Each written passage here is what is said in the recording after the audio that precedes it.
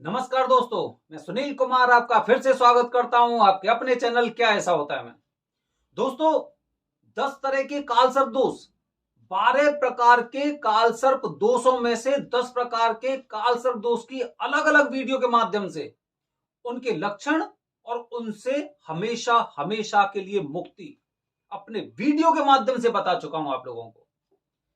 अगर आप अपनी कुंडली खुद देख पाते हैं, अगर खुद नहीं देख पाते, तो मैंने आपको इतने आसानी से कि आपकी कुंडली में कालसर्प दोष बन रहा है या नहीं बन रहा है, जिससे कि आप लोग किसी और के बहकावे में ना आए। किसी ने बोल दिया कालसर्प दोष है, मान लिया। किसी ने कह दिया मंगल दोष है, मान लिया। किसी ने कह दिया भाई इस तरह का दोष है, मान लिया। लेकिन अब जब से मैंने अपनी वीडियो स्टार्ट की है, मैंने आपको कुंडली के माध्यम से आप खुद, ये मान लो कालसर्प दोष के तो आप खुद ज्ञानी बनने वाले हो। जैसे आप इंटरनेट पर हिंदी जन्म कुंडली, अगर आप इंग्लिश नहीं जानते हैं तो हिंदी जन्म कुंडली करके काफी वेबसाइट आती हैं। वहां पर आप अपना नाम कुछ भी डाल दो, नाम से कोई फर्क नहीं पड़ता है। अपनी जन्म की तारीख, जन्म का समय और जन्म स्थान जब आप डालेंगे ना, तो वो कुंडली बना के देगा। कुंडली का पूरा चार्ट, जो उसमें 12 तरह के 12 घर होंगे, उसमें 12 घर में राहु और केतु की स्थिति के अनुसार, राहु कौन से भाव में, कौन से घर में, और केतु कौन से घर में, उसके अनुसार कालसर्प दोष से कालसर्प दोष योग होता है। उसमें एक बात और जो बार बार मैं बताता हूं कि जैसे कि राहु और केतु अगर इस तरह से मान सकते हैं, राहु और केतु इस तरह से है, तो या तो सारे ग्रह इधर या सारे घर इधर। एक तरफ राहु, दूसरी तरफ केतु, जैसे आप समझ सकते हैं एक सांप, इधर उसका मुंह और इधर उसकी पूंछ। अब इसके चारों तरफ या तो इधर इधर की तरफ सारे ग्रह या फिर इधर की तरफ सारे ग्रह। जब ऐसा राहु और केतु किसी भी भाव में हो, कोई भी भाव हो, पहला, दूसरा, तीसरा, चौथा, राहु और केतु के बीच में जब सारे घर, सारे ग्रह इकट्ठे हो जाते हैं, तो उस समय कालसर्प दोष बनता है। दोस्तों, आज मैं अपनी वीडियो के माध्यम से बता रहा हूं विषधर कालसर्प दोष। आप खुद चेक कर सकते हैं।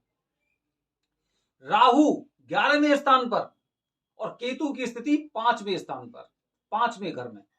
जब इस तरह से योग बनता है तो ये होता है विषधर कालसर्प दोष। विषधर समझ रहे हैं आप?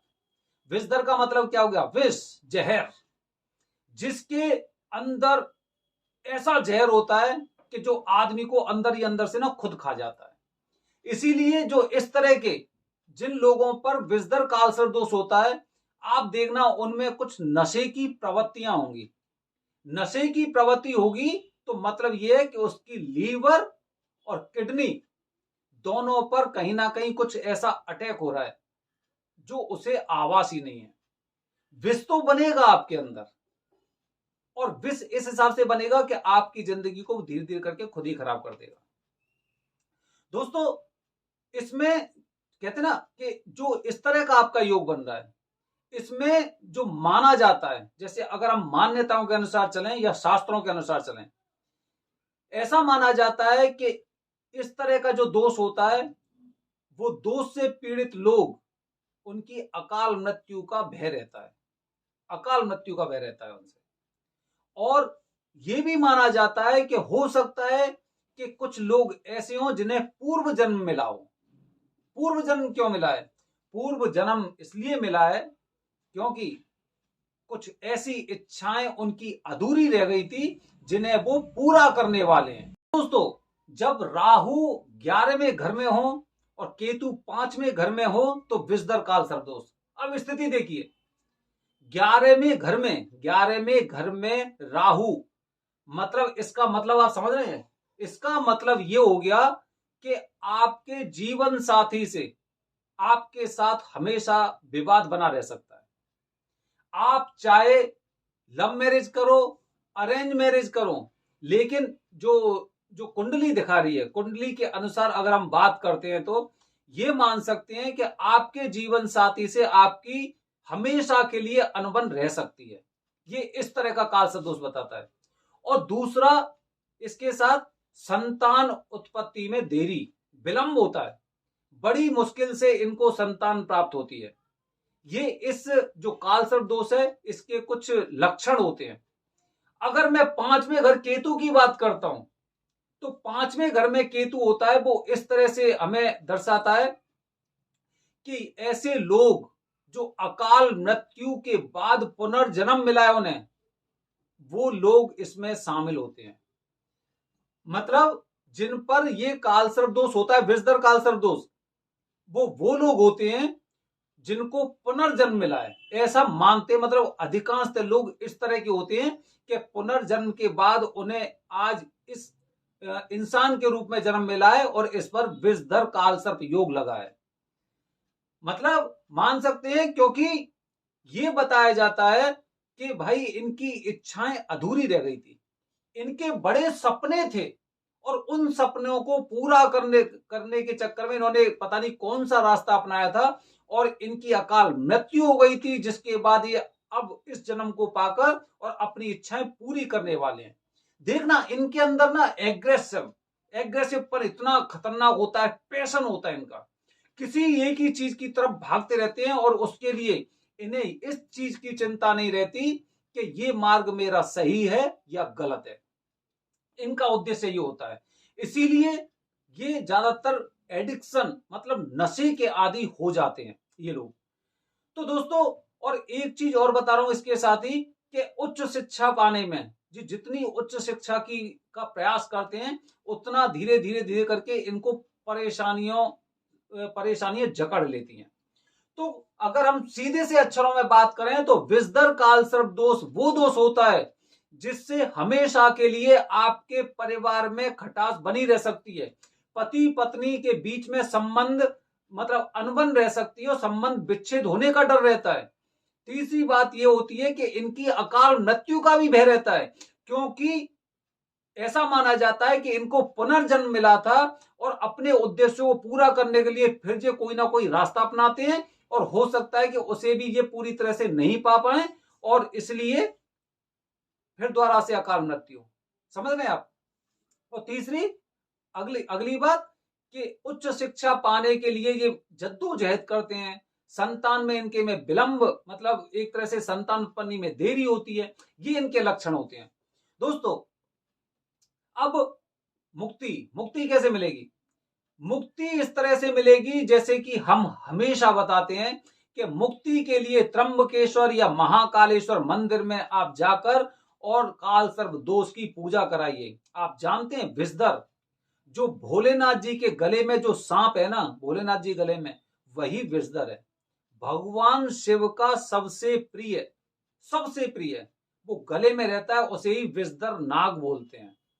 तो वही दोष आपके ऊपर है। अब आप बताइए कि ऐसे दोष से आपकी रक्षा कौन कर सकता है? तो सबसे पहले आपको कालसर्प दोष की पूजा करानी पड़ेगी, क्योंकि आप पर जो दोष लगा हुआ है वो दोष वो है जो भोलेनाथ जी के गले में पड़ा हुआ है, जो भोलेनाथ जी का आभूषण है। अब बताओ, जो भोलेनाथ जी के एकदम आभूषण बन के है, उसे कौन सी चिंता और किस चीज की फिक्र होगी? किससे डरेगा वो? तो दोस्तों, इसी तरह आपको कालसर्प दोष की पूजा त्र्यंबकेश्वर या महाकालेश्वर में करानी है और उसके बाद जो हमेशा की मुक्ति के लिए, क्योंकि ये कार्य तो जरूरी है, इसके साथ आपको जो 40 दिन के नियम बताए हैं, उन नियमों के साथ ही आपको 40 दिन तक लगातार भगवान शिव पर जल अर्पित करना है। भगवान शिवलिंग पर, भगवान शिव पर जल अर्पित करना है। और सावन के महीने में जो आपके आसपास प्राचीन शिव मंदिर हो, वहां पर आपको रुद्राभिषेक कराना है। सावन के सोमवार का व्रत करना है। मतलब कुल मिला के बाद में आपको बताऊं, बाबा भोलेनाथ जी की सेवा करनी है। बाबा भोलेनाथ जी की सेवा करनी है। जब आप त्र्यंबकेश्वर में पूजा करा के आ जाओ, 40 दिन लगातार जो नियम होते हैं उसके अनुसार आपको शिवलिंग पर जल चढ़ाना है। और मैं उन लोगों को भी बताना चाह रहा हूं जो कालसर्प दोष की पूजा नहीं करा सकते हैं। कालसर्प दोष में ऐसा कोई दोष नहीं है जिसे आप घर रह के भी ठीक नहीं कर सकते। हर प्रकार के दोष से आपको मुक्ति मिल सकती है। वो मुक्ति कैसे मिलेगी? बस भगवान शिव के प्रति दास्य भाव प्रकट कर दीजिए। आप दास होता है ना, दास, मालिक से पहले जागना, सेवा, पूजन, अर्चन, नमन, हर प्रकार के जो 9 तरह के गुण होते हैं उन 9 तरह के गुण के साथ भगवान शिव को अर्पित कर दो आप अपने आप को। और खासकर सोमवार वाले दिन तो जरूर, सावन के महीने में तो जरूर, और सावन के सोमवार में तो जरूर, और महाशिवरात्रि वाले दिन रात्रि जागरण भी बहुत जरूर। और अगर आपको मौका मिलता है और कभी अगर भोलेनाथ की ऐसी इच्छा होती है तो कुंभ नहा लो तो अति उत्तम, अति उत्तम। मुक्ति के मार्ग बता रहा हूं मैं आपको, शांति के उपाय नहीं बता रहा हूं।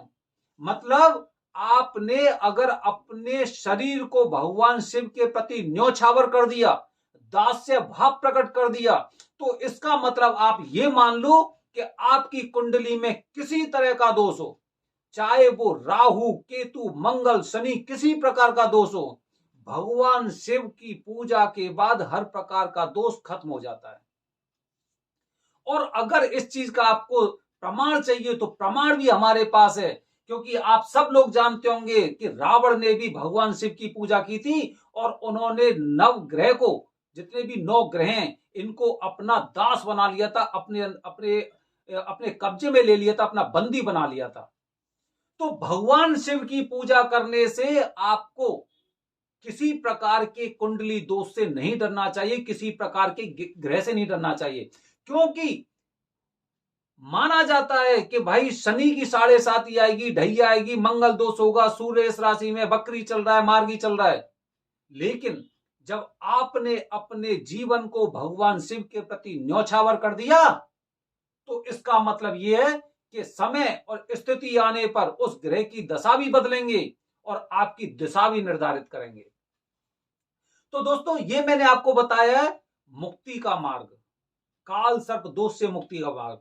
मेरे आने वाले वीडियो में अपने वीडियो के माध्यम से आपको बताऊंगा जो 12वां काल सर्प दोष है, शेषनाग काल सर्प दोष। तब तक बने रहिए हमारे चैनल के साथ। धन्यवाद दोस्तों, जय हिंद, जय भारत, हर हर महादेव।